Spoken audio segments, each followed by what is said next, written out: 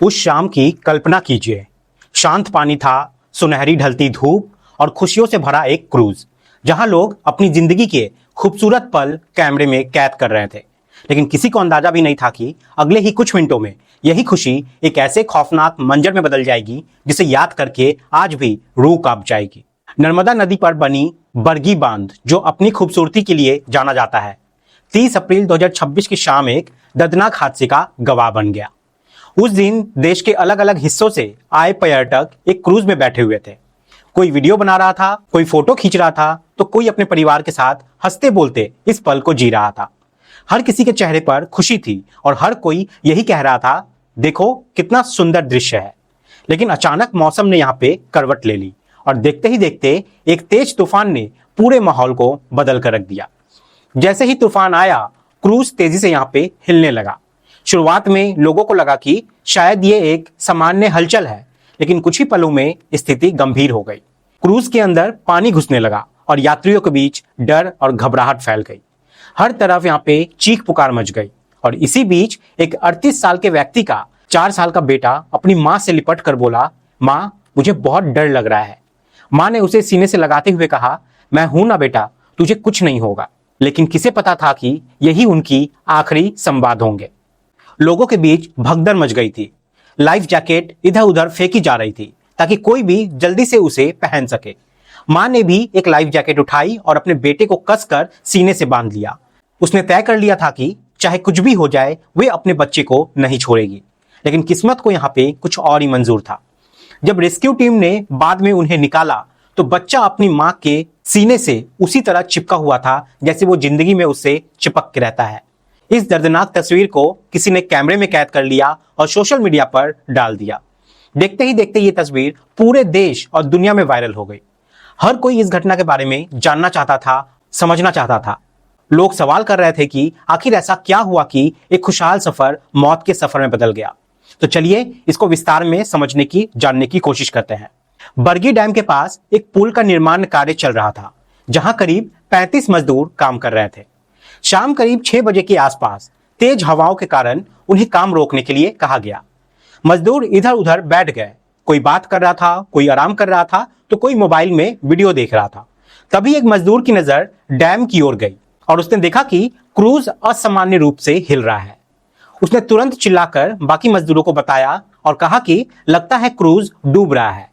ये सुनते ही सभी मजदूर सतर्क हो गए। उनमें से कई तैरना जानते थे। बिना किसी उपकरण, बिना किसी सुरक्षा के, सिर्फ इंसानियत और हिम्मत के दम पर वे पानी में कूद पड़ते हैं। उनका मकसद सिर्फ एक ही था, जितने लोगों को बचा सके बचाना है। वे लगभग 250 से 300 मीटर तक तैरते हुए उस जगह पे पहुंचे, लेकिन तब तक क्रूज जो था वो डूब चुका था। फिर भी उन्होंने हार नहीं मानी। जिन जिन लोगों की जान बचाने की उम्मीद थी, उन्हें पकड़कर किनारे तक लाया गया। इन मजदूरों ने लगभग 16 से 17 लोगों की जान बचाई। उनमें से एक पश्चिम बंगाल का रहने वाला रमजान भी था, जिसने 6 लोगों को बाहर निकाला। हालांकि उसमें से 2 की मौत हो चुकी थी। बिहार के राजकुमार और गोरख पे शिवनाथ जैसे मजदूरों ने भी अपनी जान जोखिम में डालकर लोगों को बचाया। बचाए गए यात्रियों ने बताया कि ये शाम करीब 5 बजे क्रूज पर सवार हुए थे। कुल मिलाकर 43 लोग थे, जिसमें 41 यात्री और 2 क्रू मेंबर शामिल थे। शुरुआत में सब कुछ सामान्य था, लेकिन अचानक आए तूफान ने सब कुछ बदल कर रख दिया। क्रूज के पायलट महेश पटेल ने खतरे का संकेत दिया और लोगों से लाइफ जैकेट पहनने को कहा, लेकिन तब तक बहुत देर हो चुकी थी। सबसे बड़ी समस्या यह थी कि लाइफ जैकेट पहले से यात्रियों को नहीं दी गई थी। वे कैबिन में बंद थी, जिन्हें निकालने में समय लग गया। इसी देरी ने हालत को और ज्यादा बिगाड़ कर रख दिया।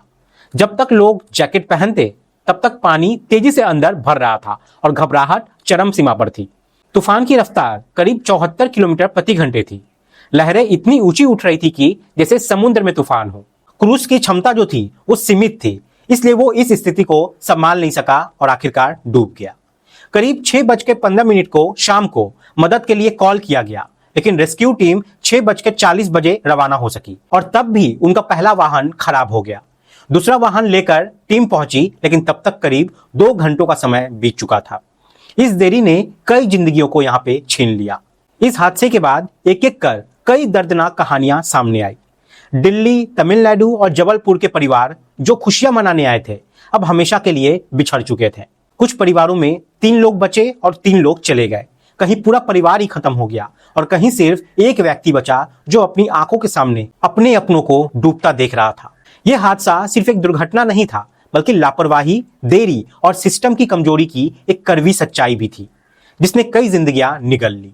दिल्ली के मायापुरी की रहने वाली मरीना अपने पूरे परिवार के साथ जबलपुर आई थी।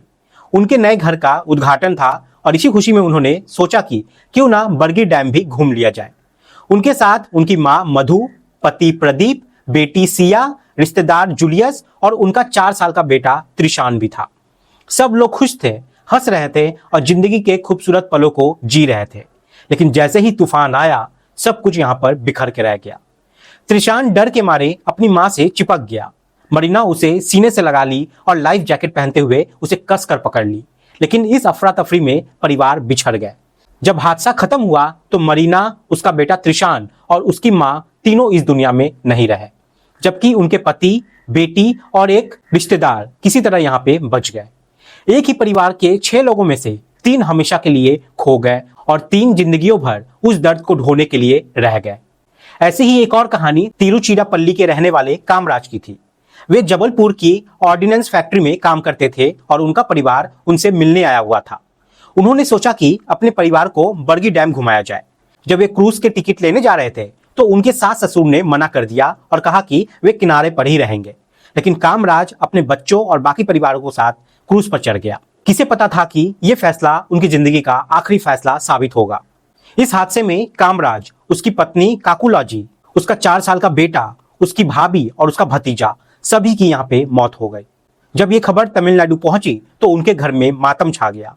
एक ही झटके में पूरा परिवार यहाँ पे उजड़ गया था। जबलपुर के सोनी परिवार की कहानी भी कुछ ऐसी ही है। इस परिवार के 6 सदस्य क्रूज पर सवार थे। नीतू सोनी और उसका 5 साल का बेटा विराज, दोनों एक दूसरे से लिपटे हुए थे। मां ने अपने बेटे को बचाने की पूरी कोशिश की, लेकिन दोनों की जान नहीं बच पाई। इसी तरह रेशमा सैयद और शमीम नकवी जैसे कई लोग इस हादसे का शिकार हो गए।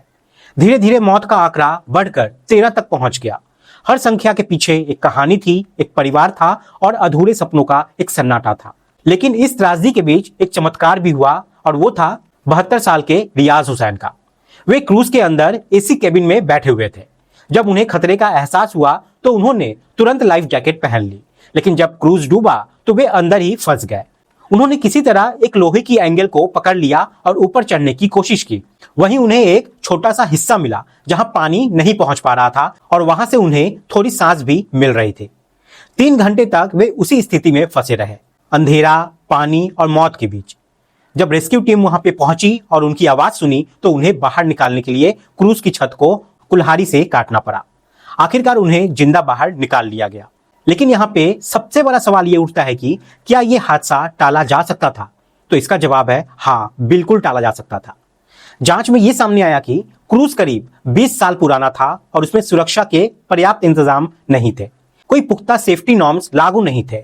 सबसे हैरान करने वाली बात यह थी कि वहां कोई वेदर स्टेशन ही नहीं था, यानी मौसम खराब होने की पहले से कोई जानकारी नहीं मिल सकती थी। अगर समय रहते चेतावनी मिल जाती तो शायद यह हादसा नहीं होता। इसके अलावा क्रूज चलाने वाला ड्राइवर केवल 8वीं पास था और उसे इस तरह की आपात स्थिति से निपटने की कोई खास ट्रेनिंग नहीं मिली थी। जब किनारे से लोग चिल्ला रहे थे कि क्रूज को वापस ले आओ, तब भी वो उसे आगे बढ़ाता रहा। सबसे बड़ी लापरवाही यह थी कि यात्रियों को शुरुआत में ही लाइफ जैकेट नहीं दी गई थी। अगर हर यात्री के पास लाइफ जैकेट होती तो भगदड़ नहीं मचती और कई जाने यहाँ पे और भी बच सकती थी। यह भी सामने आया कि क्रूज की क्षमता से ज्यादा लोगों को उसमें बैठाया गया था। जहां 29 लोगों की सीट थी, वहां 41 लोग यहाँ पे सवार थे, यानी ओवरलोडिंग भी इस हादसे की एक बहुत बड़ी वजह थी। रेस्क्यू ऑपरेशन में भी देरी हुई। अगर स्थानीय स्तर पर बेहतर व्यवस्था होती तो शायद राहत कार्य जल्दी शुरू हो सकता था और नुकसान कम होता। इस पूरे हादसे ने एक कड़वा सच सामने लाकर रख दिया है, और वो है जब तक सिस्टम नहीं सुधरेगा ऐसे हादसे होते रहेंगे। हर बार जांच होती है, कुछ लोगों पर कार्रवाई होती है और फिर मामला ठंडा पड़ जाता है, और ऐसा अक्सर देखने को मिलता है। दोस्तों, इस कहानी को सुनाने का मकसद सिर्फ आपको डराना नहीं है, बल्कि आपको जागरूक करना है। जब भी आप कहीं घूमने जाए, चाहे वो डैम हो, नदी हो या कोई और जगह, अपनी सुरक्षा खुद सुनिश्चित कीजिए। लाइफ जैकेट जरूर पहने, मौसम की जानकारी ले और किसी भी लापरवाही को नजरअंदाज ना करें, क्योंकि जिंदगी अनमोल है और एक छोटी सी सावधानी आपको या आपके अपनों को ऐसी किसी त्रासदी से बचा सकती है। अंत में उन सभी लोगों को श्रद्धांजलि जिन्होंने इस हादसे में अपनी जान गंवाई, और उन बहादुर मजदूरों को सलाम जिन्होंने अपनी जान जोखिम में डालकर कई लोगों की जिंदगी बचाई। आप सभी यहाँ पे सतर्क रहें, सावधान रहें। जय हिंद, जय भारत।